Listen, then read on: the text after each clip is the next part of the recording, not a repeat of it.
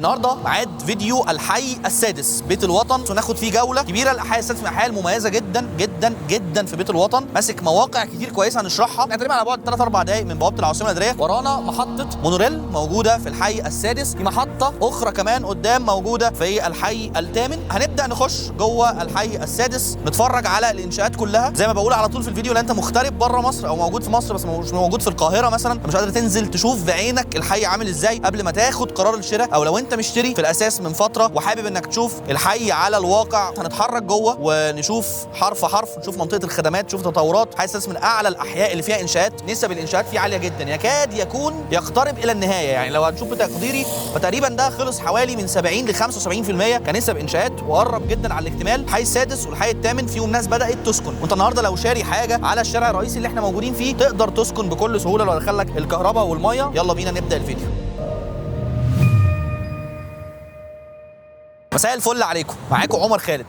النهارده ميعاد فيديو الحي السادس بيت الوطن، زي ما صورنا المره اللي فاتت الحي الخامس، ووعدتكم ان احنا هنكمل في سلسله بيت الوطن عشان الناس كان نفسها تشوف بقيه الاحياء. احنا كنا مصورين لحد الحي الرابع وانقطعنا شويه وصورنا حاجات في العاصمه الاداريه، واحنا النهارده زي ما بقول لكم هنبدا في الحي السادس وناخد فيه جوله كبيره. الحي السادس من الاحياء المميزه جدا جدا جدا في بيت الوطن، ماسك مواقع كتير كويسه هنشرحها الجزء الثاني من الفيديو. ولكن حبيت ابدا الفيديو من محور محمد بن زايد الجنوبي، اللي احنا صورنا كمان محور محمد بن زايد الجنوبي ده جوه العاصمه، وده الطريق اللي بيمتد داخل العاصمه الاداريه. احنا تقريبا على بعد 3-4 دقائق من بوابه العاصمه الاداريه. ورانا محطه مونوريل موجوده في الحي السادس، في محطه اخرى كمان قدام موجوده في الحي الثامن اللي هي قبل العاصمه الاداريه على طول.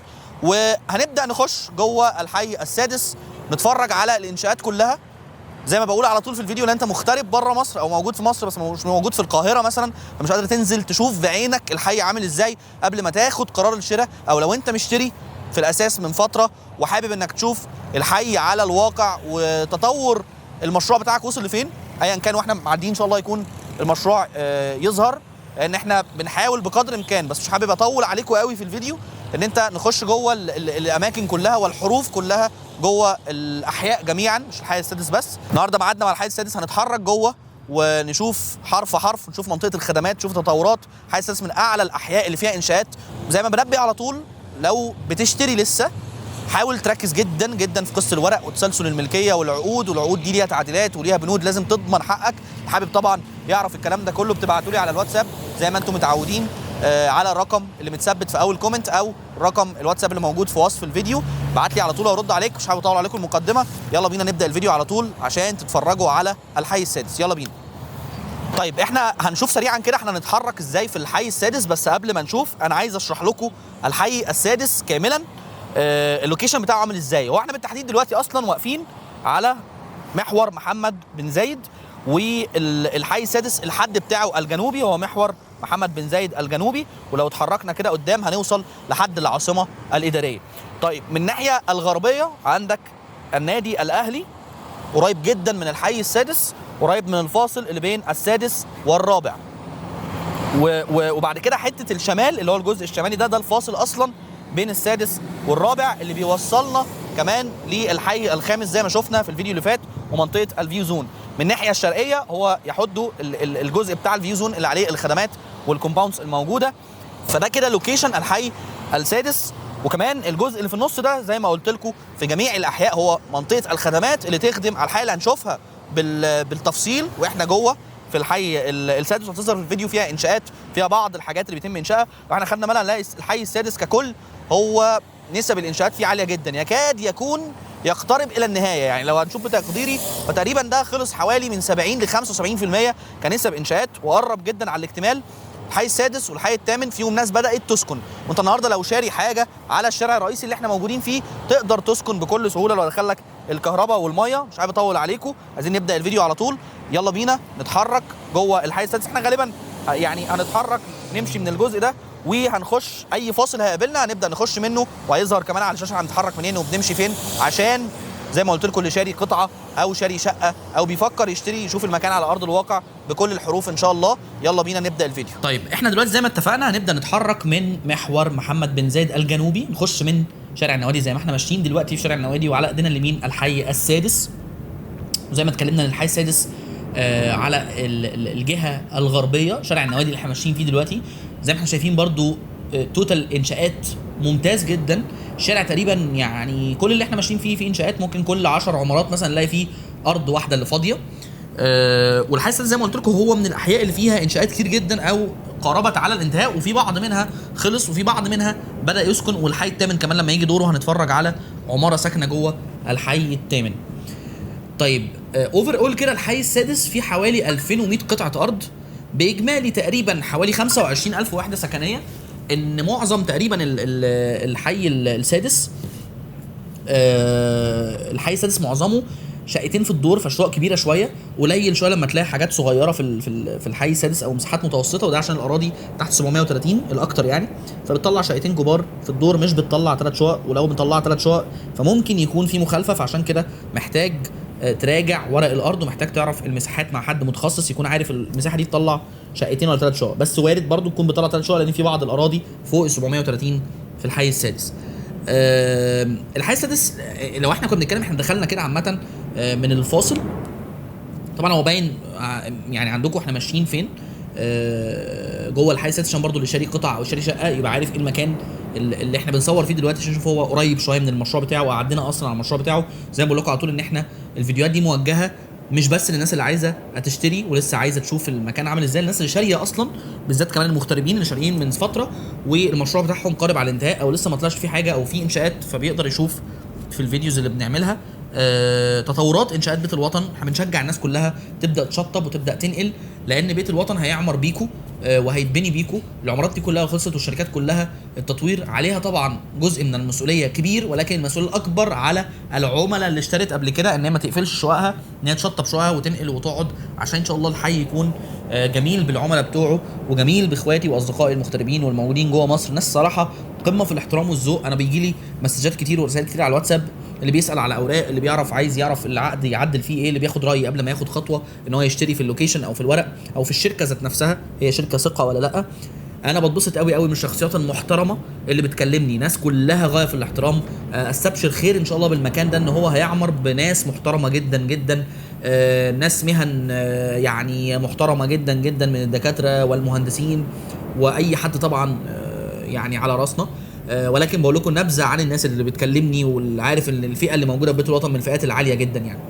دي الارض الخدميه اللي موجوده في الحي السادس اللي فيها انشاءات دلوقتي. وعلى فكره دي من الحاجات الممتازه ان اراضي خدميه بيتعمل فيها انشاءات والاحياء السكنيه لسه بتتبني. في الطبيعي في اي مكان ان الحي السكني الاول بيخلص وبعد كده نبدا نشوف الاراضي دي هتبقى ايه، تبدا تتباع بقى للخدمات اذا كانت مولات او ايا كان. اي مكان بيبقى فيه الخدمات على طول بتتبني بعد اما السكني بيخلص. ولكن طبعا دي حاجه مبشره ان الاراضي الخدميه كمان فيها انشاءات، فدي نقطه ممتازه جدا. لما كنا بنتكلم في الحي الخامس في الفيديو اللي فات كنا بنتكلم عن ارتفاع الارض وانخفاضها. الحي السادس مش مرتفع قوي زي الحي الخامس، ولكن ده مش عيب يعني. انا بنقل لكم بس الصوره بكل وضوح يعني ان هو منخفض شويه عن الحي الخامس، لان الحي الخامس من اعلى الاحياء الموجوده واعلى ربوه موجوده في بيت الوطن. طبعا هتلاقوا عندكم ميزه كبيره جدا. الحي السادس زي ما ذكرنا في الاول وبدانا في الاول، محطه المونوريل اللي بره دي محطه خلي بالكم شغاله دلوقتي، يعني محطه في تجربه للمونوريل التشغيل التجريبي ليه، ودي شغاله دلوقتي. ودي نقطه ممتازه للناس اللي شاريين بره على المونوريل، ان انت ممكن بعد كده بقى ايه تستثمر في اليونت بتاعتك، تعرف تتاجر بسرعه، لان دي بتبقى عنوانها سهل جدا قدام محطه المونوريل اللي عند الحي السادس بس كده خلاص. فطبعا في محطه في الحي السادس ومحطه في الحي الثامن. هنا البنيه التحتيه بنسبه كبيره خلصانه. يعني ايه بنيه تحتيه؟ يعني الميه، الكهرباء، الصرف الصحي، التليفونات.